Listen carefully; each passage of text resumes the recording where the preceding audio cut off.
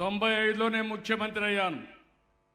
95లో ముఖ్యమంత్రి అయితే నాకు ఒక కోరిక ఉండేది, ఐటీ ప్రమోట్ చేయాలని.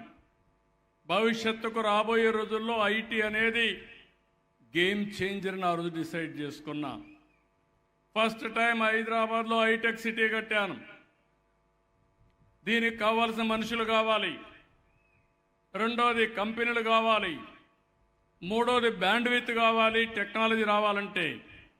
అప్పట్లో మీ అందరూ ఒకసారి జ్ఞాపకం చేసుకుంటే మీ ఇంట్లో టీవీ ఉండేది, అది సెటిలైట్కి పోయి అక్కడి నుంచి మెసేజ్ వస్తుంది. ఇప్పుడు అట్లనే వస్తుంది మీకు కొంతవరకు.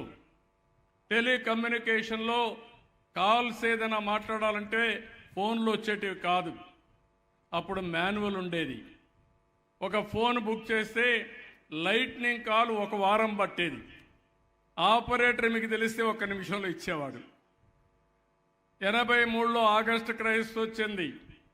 ఆగస్టు క్రైసిస్లో ఇక్కడి నుంచి కొంతమంది మనుషులు బయలుదేరి మేము మైసూరులో ఉంటే ఎమ్మెల్యేలు కిడ్నాప్ చేయాలంటే తీసుకుపోవాలని ఆలోచించేవాళ్ళు.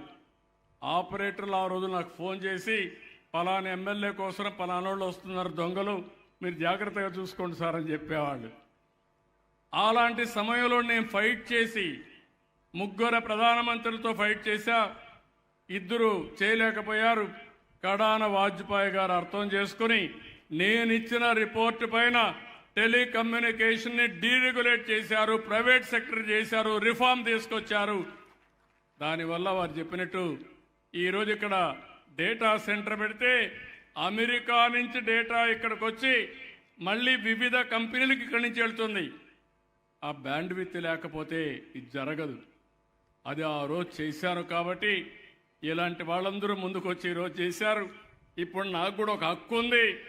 నేను చేసిన రిఫార్మ్స్ వల్ల మీరు బాగుపడ్డారు కాబట్టి నాకు చేయొద్దండి.